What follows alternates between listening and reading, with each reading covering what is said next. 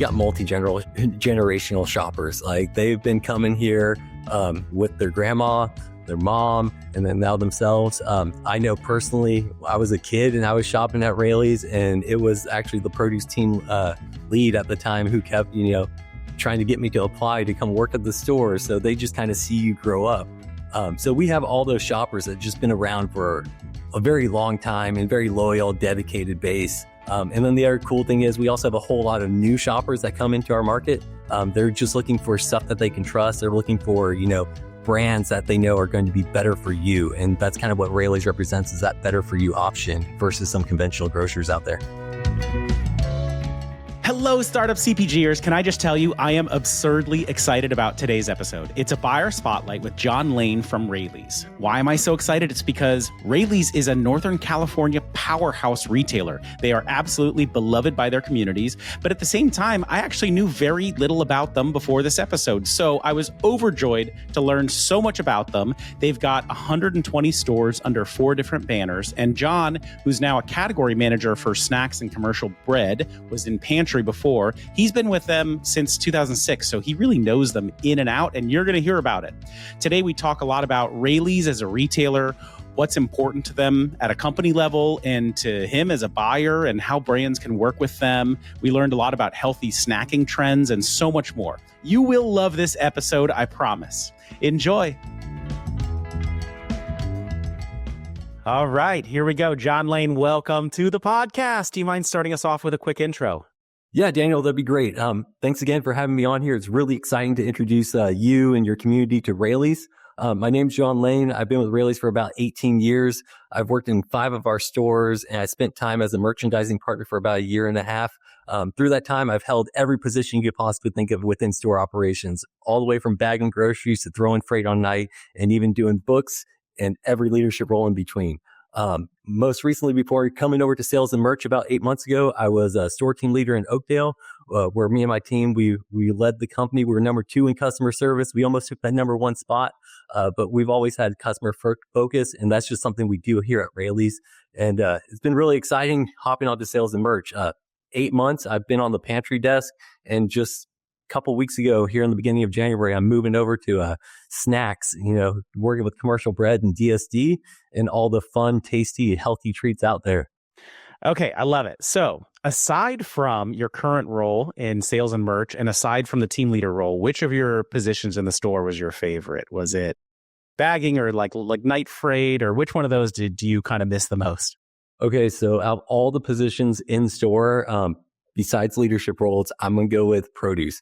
I spent 7 years of my career in the produce department, and it's just like the central hub of the grocery store. That's literally where all the city gossip happens. Everyone comes in, talks. They just want to tell you the stories. You hear about the families, and then plus you're working with fresh stuff all day long. So you just really feel good when you go home at the end of the day, And who doesn't like trying apples with some sales from some customers out there, Yeah, I feel like I would be really healthy. If I worked in produce, I would always just be eyeing big, fresh produce, and that would probably make me eat more of it instead of some of the bad choices that I make.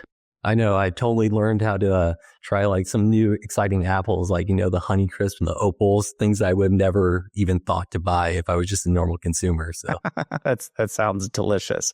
Okay, so now, let's talk about Raley's for a little bit. I know about Raley's. I lived in California. A lot of people may have heard of it, but don't really know a lot about the stores. Can you give us a little bit of Raley's 101? Okay, Raley's 101. We operate as a modern company. We have a proud legacy, and we've been evolving to serve our communities both here in California and Nevada. We were opened by Tom Raley's back in 1935. So it's really exciting because we're at our 90th anniversary. So 90 years later, we still got our 3rd generation family owner, Mike Teal. He carries on the legacy of the grocery industry innovation. Really cool with that industry innovation. The Raley's family of stores, we're actually now part of a larger enterprise. It's the Raley's Companies. So the Raley's Companies, we bring together other businesses, including Basha's, Field True Organics, Fildera, through shared values, with a focus on creating a more sustainable and responsible food system. We want to educate people about healthy food choices out there. And together, all of our brands under the Raley's Companies really focus on those synergies. All right, that's awesome. Well, congratulations on the 90th anniversary. And can you tell me a little bit about each of the banners that you guys have also? Yeah, so we have four banners. We have our Raley's, Bel Air, Nob Hill Foods, and our Raley's One markets. Um, all of them operate fairly similarly. The big call out is our Raley's One markets, which stand for Organic Nutrition and Education. And those stores are all about really putting the best, healthiest products forward for you. We have a whole list of banned ingredients that are not even allowed in some of those stores. So you can always trust that you're really getting clean label ingredients when you're shopping at Raley's One. That makes sense. Yeah, I haven't been into one, but I was just looking at some pictures of the storefronts and it sort of was giving me the like Whole Foods or Fresh Time type vibes looking at the signage on the outside. So that looks pretty nice. Yeah, no, it's great. Those stores have some very unique SKUs too that get introduced exclusively for them. Okay, so Raley's 120 stores total. That is massive for California, especially obviously one of the biggest players in California. So there are other grocery stores in California. Can you tell me how are Raley's different from the other grocery stores that are out there? Why is a consumer going to Raley's instead of some of the other options that they have? So there's a couple things that are really different about Raley's. One of them is our store layouts. I mean, a lot of our Raley's have been built throughout the years, and you can see all the different form factors and layouts, and they're really designed to, be one-on-one with the community in which they serve. So the stores have characters, and the best thing about the characters of our store layouts, it translates to the character of our store team members. So the big thing that's going to separate us from everyone else is our team members, just how much they care. They're always there to make sure that we're doing whatever we can to serve our customers. And that's what I think separates us from everyone else. Not to mention, biased opinion, highest quality meat and produce. I can speak from the 7 years in produce on that one. All right. Well, it's always good if you hear someone who works there say that. So, and I mean, I imagine also that just for a lot of people, it's just the brand that they grew up with, right? Because you guys have been around for so long. So it's just part of the culture and fabric of the community, right? People who grew up going to Raley's, it's been there for 90 years. And so it's just part of the community, probably in many senses. What do you think? Yeah, I mean, that really speaks to who our shopper is. So our shoppers, we got generational shoppers. Like they've been coming here with their grandma, their mom, and then now themselves. I know personally, I was a kid and I was shopping at Raley's, and it was actually the produce team lead at the time who kept, trying to get me to apply to come work at the store. So they just kind of see you grow up. So we have all those shoppers that just been around for a very long time and very loyal, dedicated base. And then the other cool thing is we also have a whole lot of new shoppers that come into our market. They're just looking for stuff that they can trust. They're looking for, brands that they know are going to be better for you. And that's kind of what Raley's represents, is that better for you option versus some conventional grocers out there. Yeah, it's something that I think is overlooked a lot, but it really is true about grocery stores and like why people just keep going back. It's like just part of their routine, and it's part of their sense of self. Like I am a Raley's shopper, and I hear people talk about Raley's that way all the time, but I never really stop to think about why. And I think that kind of loyalty will keep meaning more and more, especially as like we move to things like self-checkout, right? And you like lose a little bit of some of the human touch that you have at the grocery stores where that might have historically built the bond. Like the true connection you have with the community probably will endure. I know at least like the grocery store I grew up going to now, it just feels like, I don't know what this thing is. It's like a corporate grocery store. You don't talk to anyone. No one seems very happy. The lights are very dim and it's self-checkout. You're like, I don't need to keep coming here. This isn't really who I am anymore. But my guess is Raley's has really actually kept up that sense of who they are, and people really feel it. Yeah, no, we definitely have kept it up. And one of the things I remember when I was first starting as like a checker was, we're always taught to make sure we're bringing the next person over into our line. But we have such generational shoppers that have been coming with us forever that they'll stand and wait in that line so they can talk to Steve because, they want to catch up with Steve because he's been their checker, for the last 20 years. And so they don't mind waiting that extra time just to have those conversations because all of our team members just really care. I love it. So speaking about, Raley's and the company, do you guys have any bigger company initiatives that you're all working on? Yeah, so we have some initiatives that we've worked on over the years that have really helped like build that trust with our consumer base. One of the things that we did is we were leading the grocery industry with health and wellness. We went ahead and removed all tobacco products from our stores a while back. That was a huge thing that not many people were doing at the time. And then we converted all of our checkout stands all for better for you products. So you won't see all the unhealthy impulse things that everyone wants to buy when you walk through the check stand, but it's all going to be better for you, really geared to that healthier lifestyle. We've done some initiatives where we raised awareness about sugar. So we had sugar call outs on some of our tags where we've identified like what pasta sauces have added sugar or what cereals are really low in sugar, because we just want to add that transparency to our customers. Another cool thing in our meat department, we have 100% sustainable seafood, which I think is just fantastic. But my favorite thing, bar none, is the shelf guide that we implemented. So we introduced this self-created shelf guide that has a whole bunch of label callouts to make shopping easier for our customers. So you can walk up to any tag and you can quickly see if it's gut friendly or if it's clean label. And when you see that clean label tag, you know that that product we vetted, that it does not have any of our banned ingredients. I just think that's the coolest thing. And to make it even better, our website, you can shop those collections. So you can hop in if you only want to search gut healthy items because that's the lifestyle you're choosing to live right now. You can just click one button and all of our gut healthy options will pop up. And I just think that's really cool. I love this, John. I'm getting very excited about Raley's talking to you about it. I love all of these initiatives. I think it's so responsible of a company also to get rid of the stuff in the checkout, like the impulse buy candy items. One, I bet parents really appreciate it because you see kids like kicking and screaming if they go through the checkout and they don't get a candy bar sometimes. And it's just like, we don't all need that stuff. And I say that as somebody who used to work at Mars Chocolate and, was like really focusing a lot on the ROI on the kind of space of the checkout. And I know those big companies will actually pay you a lot of money in slotting and spacing fees to actually get that checkout. So for you guys to actually make that decision and live by your values, I know is one that has heavy financial impact. So I can tell you must really mean it if you are doing that, as well as all the other cool initiatives. So, I mean, I guess on this vein of snacking and healthy snacking and trying to help people be healthier, what are you up to? Because you're the category manager for snacks, right? And also commercial bread. But within snacking, what are you guys doing around healthy snacking? So actually, it's funny because we're actually going through review season right now. And so some of the trends that I've been seeing out there in healthy snacking, it just feels like, there's been a higher focus on macronutrients, making sure that we're paying attention to what we're putting into our body. I've seen a lot of trends regarding, portion control. I feel like 2025 is really shaping up to be the year about protein snacks and gut healthy snacks. That's just been where I see the market going. And we really are looking for things that are just more functional in our diet. We all love to like indulge, but at the end of the day, we know it's not necessarily the best thing for us to be snacking all day long.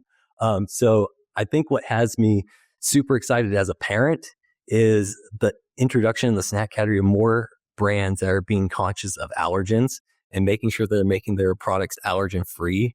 I think that has a huge impact because I have my daughter who's already graduated high school. It's a completely different world where now my son, who's in first grade, like the amount of things that are not allowed to be brought into a kid's lunch and brought into the classrooms or brought for, school parties to celebrate birthdays has grown tremendously. So it's really cool to see in the healthy snacking world that we're focusing more on, allergen free and, safe for school.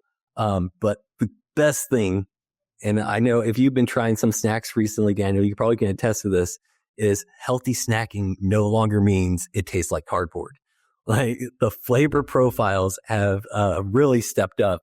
I know I was trying some cookies the other day and I couldn't tell that it was not like a standard, like all butter cookie. Like the flavor was just so good that has me happy and excited for healthy snacks because now I can have some guilt-free pleasure, I totally agree with you. And I think it's actually changing my taste buds because I'm going to be honest. I am a basic kind of dude. Like I actually, when I worked at Mars Chocolate, I loved that candy. It's so, it's like crap, but it's, the like Snickers and M&Ms, and I would legitimately really enjoy it. And I thought the brands were really fun, but just it was delicious to me. And now I think when I go back and try those products, I think because now the quality of the better for you stuff that now I'm really accustomed to is so high.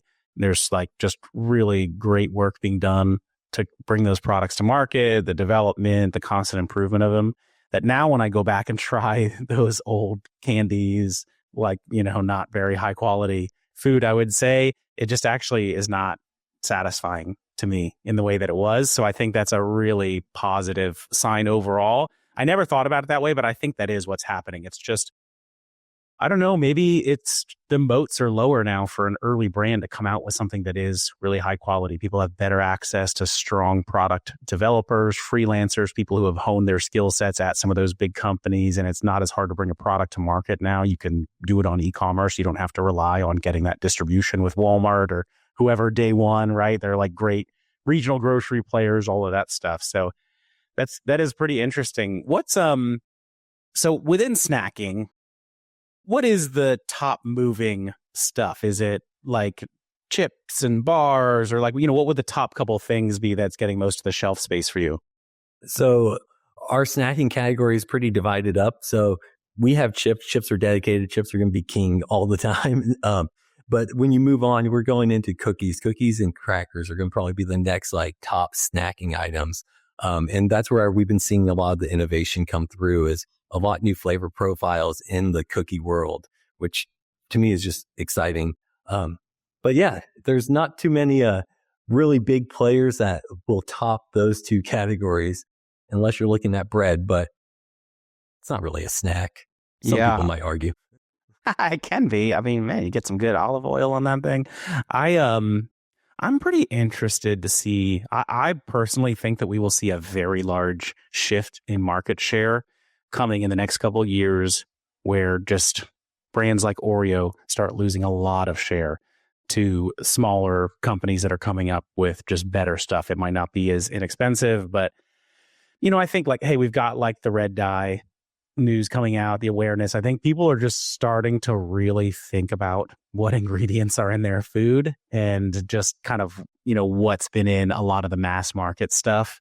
And it doesn't perform so high on taste where they're going to be able to fend off the companies that are really focused on better ingredients. So I think, this, like the news that emerging brands are taking share is not new. That's like what all of us are trying to do and what we're all building toward.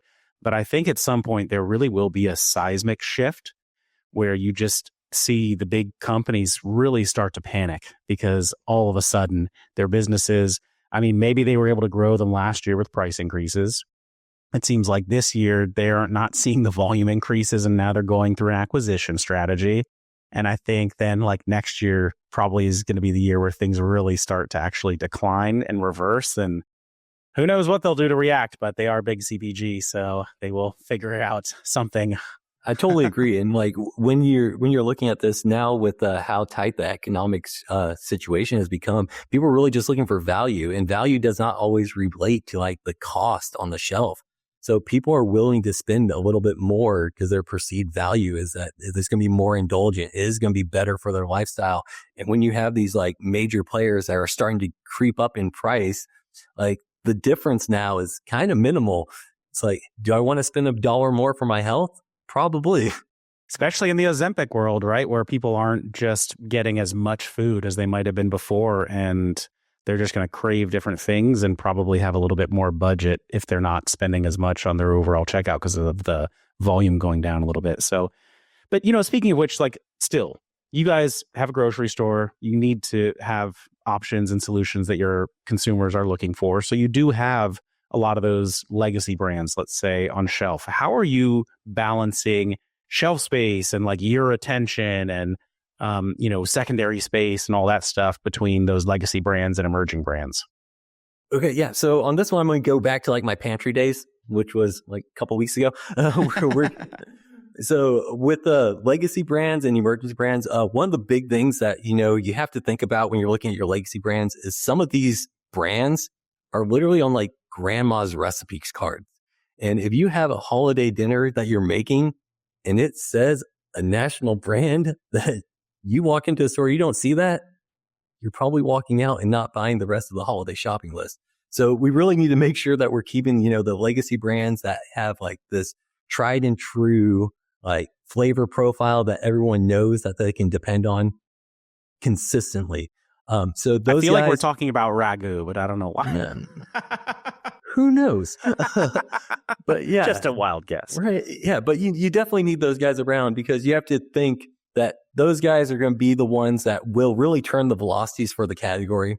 They're going to be moving the units. They're going to be driving the dollars. And then now your category managers, we can go ahead and pick the brands that we're really passionate about and allocate some sales space, and see if we can help work to kind of grow that brand a little bit more. It's really about, having a new brand that really has a mission and wants to be disruptive to the category that we can kind of focus some extra attention on. But we only can do that if we have legacy brands that are still bringing in the profit share for us. Yeah, I spoke to another head of center store, and he was explaining to me like, yeah, look, we have those legacy brands on shelf. And I mean, it is a very heavy percentage of our overall sales, but actually the amount of time that we spend with the emerging brands is very outsized. Because like, yeah, we meet with those big brands. We need to understand their new item swaps and their promo plan for the year, all that stuff. But most of the stuff that we want to do, that we are doing, is spending time figuring out what emerging brands we're going to actually then slot in. Because the other stuff we can kind of put on automatic in a lot of cases, and then we can get to the stuff that we're really passionate about. Yeah, the big brands, they just have such a dialed game plan, because they're not only doing it, locally, they're national players, maybe even international players. So they have a full portfolio that's worked out and proven strategies that they just can go ahead and execute on. So definitely those legacy brands have an important role on ourselves. We'll be right back. Hey, startup CPGs, get ready for Sunrise 2027. What's that, you might say? Well, 2027 is the deadline where retailers need to be able to scan 2D barcodes like a QR code at the point of sale. It's going to replace the traditional UPC. Will your products be ready? GS1 US, best known as a source for UPC barcodes, is working with brands and retailers to evolve the way consumers access complete product information. You can go to their website, gs1us.org, to download guidance on the transition from UPC to 2D barcodes. You can watch recorded workshops, and you can learn from other small businesses who are pioneering the 2D barcode movement. And now, back to the show. Okay, so John, at this point, every brand listening is like, I need to work with John and Raley's. What kind of brands are you looking for? Is it a lot of the ones you talked about like, hey, I want to see brands that are working on all of the nutritional stuff and allergens, or, what specifically? So I want to see that kind of stuff, but more than that, I really want to see young brands that are looking to become legacy brands, because I think that's one of the biggest things. A lot of times we get so focused on our current product scheme that we're not thinking, what does 30 years down the road look like? How are we making sure that, the kids buying it, that they're going to still be buying it 30 years later and telling their kids to buy the product. So I'm really looking for brands that want to establish themselves as a legacy brand. It can be the ones that are turning units here when I'm getting ready to retire. So that's kind of what I'm looking for with that. How are they going to convince you of that, though? Is it like, hey, you hit a certain ACV, distribution number, or I just feel that from you, or you've been around in the market and I can see the growth already? So part of it comes, just from having the conversations with the brands. Sometimes people don't seem excited about their products, and that's really unfortunate. Like, I want to see the excitement in your products, because if you're not excited about it, why am I going to be excited about it? And more importantly, why is the customer who has 100 other choices on the same shelf going to be excited about the product? So I'm looking for people who are really excited, people that are talking about how they want to be disruptive to the category. What are you doing that's going to really make a shift? Like, why should you be on the shelf? Why do you need shelf space? And more importantly, why do you needing shelf space fit with Raley's values? Because there's plenty of products out there that I could think of on top of my head that could turn and make tons of money, but they just don't align with who we are as a company, and we're not going to bring you in. So making sure that you really have done your research and who Raley's is and why you should be there, and why you should be there 30 years from now, and not just, oh, we got this one cool thing, but I want to see what are all the cool things you're planning. What's the brand? And being able to succeed in your home market and come in with the data. Don't just come in and being all excited because you heard John likes excitement. No, I also want some data to back it up. And it's not a free pass to just come in excited and get yourself on the shelf. Man, I totally agree with you, especially about that passion part. And it's kind of blows me away that anybody could get to the point where they actually get to come and pitch to you and they wouldn't just be bursting at the seams with just excited about their product and the chance to work with you and, just like could hardly contain their excitement.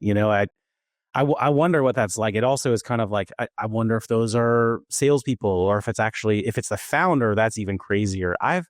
I guess, cause I see a lot of pitches. We record a lot of content also. And sometimes it does happen where like the founder can just come off as lower energy.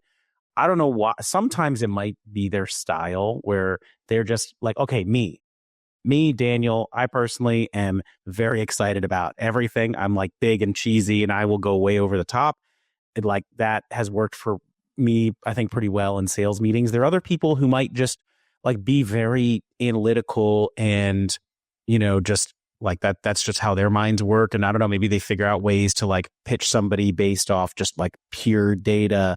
I don't know. It works for people in different ways, but just to like not have passion about the thing that they're spending their lives doing, no matter whether you're the founder or the salesperson, is not great. Right. Yeah, no, I really love when I get the combo. I get the person who's heavy into analytics and give me all the data all day long. And then you got the person that really is like 100% in and can tell you the story and like why it belongs with you. I think those are really good things. And you mentioned ACV. Raley's like, we don't really necessarily have a dedicated cutoff on like ACV. We're always willing to be first to market. But if we're going to be first to market, we really want to make sure that you can support the supply chain. So for us, if you're looking to work with Raley's, you should always be thinking about it. That kind of should be a goal. But use this as a baseline to determine what you're going to need. You want to make sure that you have built a strong company, that you have understand your financials, that you've looked and you understand the distributors that we potentially will be working with, you already have a DSD distribution network that's in place. You want to make sure that you're, as a company, you understand the nuts and bolts and like the flow of business, and that while you may be super excited to get your product on the shelf, it may not align with the category manager's like review cycle. So get in touch, call our offices, get in touch with the category manager. But they say, hey, I'm doing reviews in May. Make sure you set that calendar reminder and start reaching out and getting a hold of them. But yeah, I don't think we should be, looking specifically at ACV in our stores. We're big enough that we can take some risk. And just so people know, what are the distributors that typically work best for you in case someone's already in them or has an option to open up a distributor? Yeah, so we partner with a few distributors. The ones that are like top of mind right now, Unify, and then we both their Stockton and their Natural warehouse over in Rockland. But we're open to working with other distribution partners. It's just all a matter if they're in our network. All right, good to know. So, John, let's say I've pitched you my Better For You snack brand, got set up in UNFI Rockland. I'm on shelf now. Now it's time to dance, right? Like what do I need to do to make sure that I actually cut through the clutter, cut through the legacy brands, and get these amazing Raley's customers to pick me up off the shelf? What are the kind of marketing things I can do, promo things? What really works? So if you've already gotten all the way onto the shelf, I'm hoping that you're already a very strong brand advocate for yourself. So brand advocacy, making sure that you're doing some social posts, making sure that you're calling out that it is available on shelves at Raley's. Anytime we can do extra tie-ins like that is always a great win. Coming in with a strong promotion plan, making sure that we don't just launch your product and then because you want to protect your price perception, you just launch at regular retail. You're new. Let's get some momentum. So let's come in with an aggressive promotion strategy, really do what we can to get people to want to try your products. And it's grocery.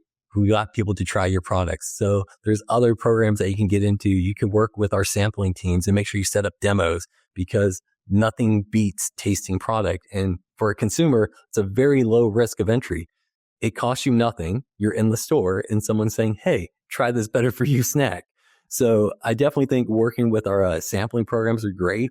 And then we have a whole bunch of other programs that we run that I can talk to you in length in any meeting, but I'm not going to bore everyone with it right now.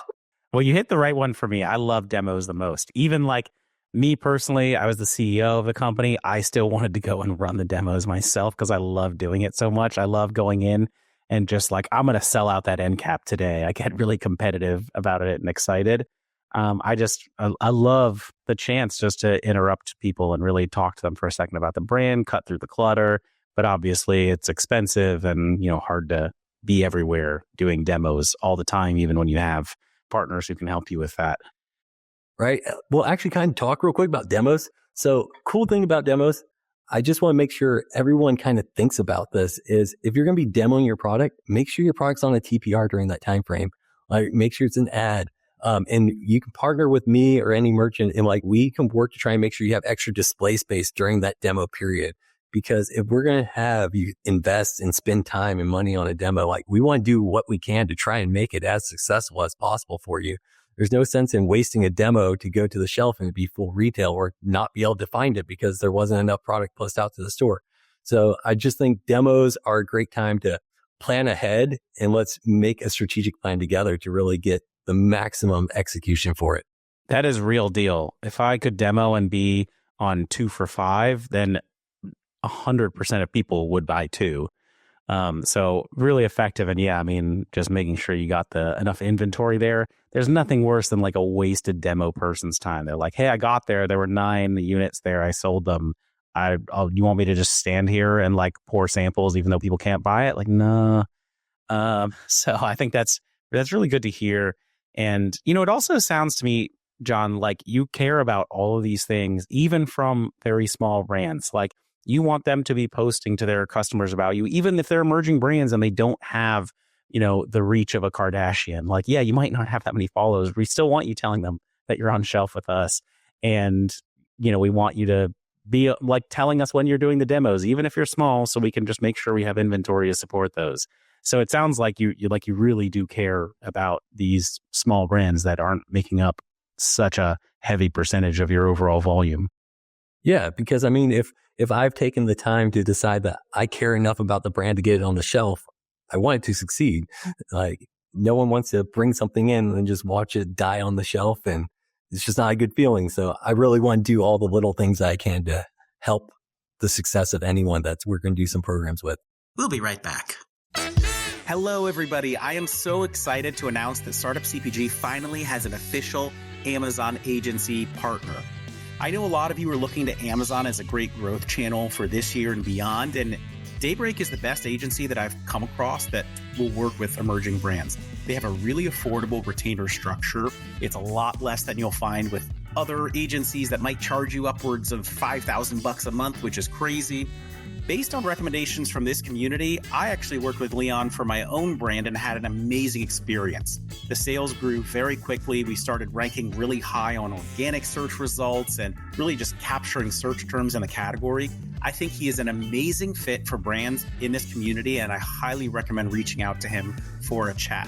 You can reach out to him at leon@daybreak.agency. That's Leon at Daybreak, DAYBREAK.agency. Make sure you mention us at Startup CPG so that you can get $600 of free design credits if you end up working with them. Good luck. And now back to the show. I love it. So are there any brands you've seen come in and just crush it, like they did the right programs or they just did demos like nobody you've ever seen before? Any recent examples? Okay, so I got a couple recent examples, but it's all pantry desk, not snacking. So these are some guys that I worked with over the last 8 months. So one brand that came to mind and absolutely crushed it, Saws. I'm sure you're familiar with them. They came in with a purpose, ready to disrupt the pasta sauce aisle. They had their bright packaging, unique flavors, and they just came in with like a hardcore plan of like, let's be collaborative and let's do what we can to get product moving. So from the moment they launched, we went ahead and threw them on a new and now A-Frame, which is a program that we run. We try to pick some cool brands that we can spotlight as being new to our company. So they were full in for that. We're willing to come with an aggressive TPR for the entire month to make sure that everyone who saw their product had a chance to really, go for it. And the cool thing was, we saw these huge spikes and then they kept it, mainly from all their extra involvement. And the thing that I think makes them really successful with us is they are a very collaborative team.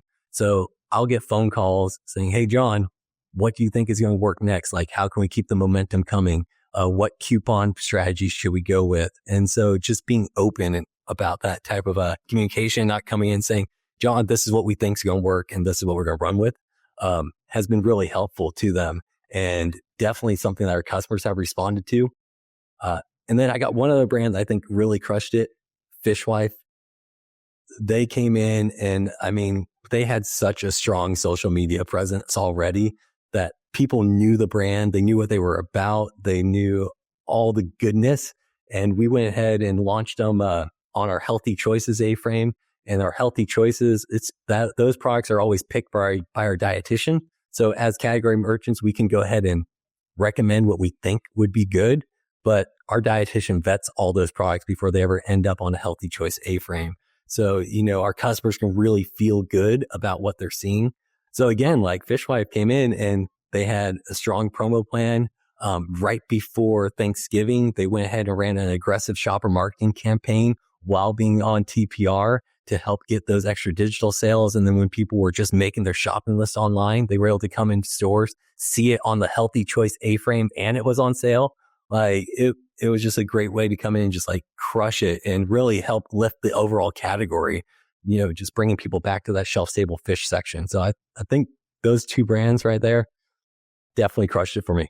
I love it. And I also love always hearing when it's startup CPG community brands. Saws has been at a bunch of our meetups, and Fishwife, no surprise, their head of sales, Pierre, definitely a big part of our community. He did a really epic podcast episode with me that we're going to run again here soon on how to crush Expo West. They just have lots of good advice, and they obviously know how to get it done on shelf too. So John, man, I really like talking to you. All of this stuff just makes a lot of sense, and I feel like I'm really learning a lot. One thing that I think about, like, everybody has a unique perspective they bring to their job. What's yours? All right. So a couple of unique perspectives. One, I don't think should be a unique perspective. I think business should be easy. I don't think we should have to have like very hard struggles in our communication when coming together with a plan. Like at the end of the day, we're all here to try and make the brand succeed and sell more groceries. So I don't think that should be a unique perspective, but unfortunately I've seen out there over the years that some people just want to make doing business hard. And I don't think that should be the case. But the big part all comes from store operations. So with 17 years of being in store and helping people find products and knowing how customers are actually responding to the shelf when they're looking at items, knowing which areas of the stores that they actually are walking to find the products when they go and ask you, hey, where is this? Because I thought it should be here. So a lot of years of just customer service and learning like where people think things should be placed, which, I just find invaluable, especially when making decisions for a schematic. It's like, okay, well, people think that it should be on like this aisle. Why do we have it over with crackers? Like things like that, just like moving stuff and just being fearless enough to go ahead and do that is one of the big things. And I also, from being a merchandising partner for a year and a half, I really pay a lot of attention to like packaging and design and how it's going to build displays. I don't know if that's always a thought that people are thinking about when designing their product labels. Sometimes things look great on the shelf. Like it stands out, it looks fantastic. But then you go to build the display with it, you put it where it's customer facing, but it's on a table and the top logo is now facing away from the customer. So it's small details like that I'm always willing to point out to brands and just say, hey, think about how is this going to be merchandised second location? How are we going to make sure that it can stand up in different ways? And then paying attention to weight distribution, because sometimes products come in and like the way they're heavy, like, yeah, it looks great when the tray is full, but one item sells and then you can never have that tray faced ever again. It's just going to be laying flat. So things like that, I'm always looking at when looking at brands and giving that as feedback of like what we could potentially do. Because if I want to bring it in and we're going to make this potentially a legacy brand in the future, I'm going to offer whatever I can to improve the quality of the product, because that's going to improve the overall success and execution rate. And the other thing I'm really looking at is like, what's our case pack coming in? How big is that box is going to ship to the store? Because that 18-year-old on night crew at 2 a.m. when they're trying to unload the pallet, how are they going to dolly it? Is it going to be like too wide? Is it going to be falling over? Is it going to be able to support the stack of other products on top of it when it's getting to the shelf? So really just thinking about where are these operational aspects involved at the store level, more than just what it's going to look like on shelf and what that TPR strategy is going to be. I think those are some of the big things I bring different from coming from running a store for a while. That is a really valuable perspective. But also speaking about like coming from the store background, so at some point you also had to learn how to do the category management part, the merchandising part. So I know also I saw that you have the WAFC retail management certificate. Can you tell people what WAFC is and like how did that program work? What did you learn? Okay, so the WAFC is the Western Association of Food Chains. It's a nonprofit organization that's comprised of retailers and wholesalers of the Western U.S. Their primary mission is to provide education and leadership opportunities for food industry associates and help advance employees in the successful careers. So for me, I took the program at Fresno City College. It was all online. I was able to complete in 2018. And it really just taught a lot of retail basics. So some of the things that you learn in that program is workplace communications, like how to draft memos, how to write emails, very stuff that, now I take for granted, seems like common sense, but it really teaches you those basics if you're not doing it every single day. There were some courses in HR and how you can learn when you enter leadership roles and like what you should be doing as a leader. But personally, from my own experience, what I got most out of it was just a launching pad to get me back into school. So I took 10 years off of college when my daughter was born. So I never finished college the first time around. 10 years later, this opportunity came forward. It was offered by Raley's. So it was something that Raley's fully supports our team members to do. Went through the program, got the certificate, and then use that as a reason to go back and earn my AS degree in marketing. With the AS, I was able to go ahead, get a couple more promotions. When I felt stable again in my work-life balance, I went ahead and got back to school. I went through WGU, earned my BS in marketing, and then just this last September, I went back again and had finished my MBA in business administration. So it was a great launching pad. So to go from not finishing school because I needed to raise a kid and make sure that she was taken care of to earning my MBA all within like 6 years of finishing the retail management certificate was a pretty like crazy strategy to go with. Makes a lot of sense why you're progressing so fast also at Raley's. So maybe last question for you just on a non-work topic is, I know you're a big game night guy. So what's your go-to game? What do you like to play? Prior to us moving for this role, we used to do a lot of game nights, and it got kind of excessive. At one point in time, we had to stop buying board games. We have about 100 different board games in one pantry, just because it was something that we would do consistently. So there's a few that come to mind. If we're going the most hours spent in a game, I'm going to go with Gloomhaven. I don't know if you've ever heard of it, but basically it's like a modern take on Dungeons and Dragons, in which it's fun. It's all about, socializing with your friends and being able to cook some tri-tips and hang out for like a 5-hour campaign.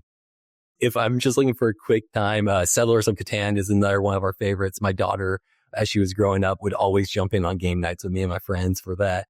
And now that I got my 6-year-old son, we are spending a lot of time playing Life, Super Mario Edition, and Pokemon Labyrinth.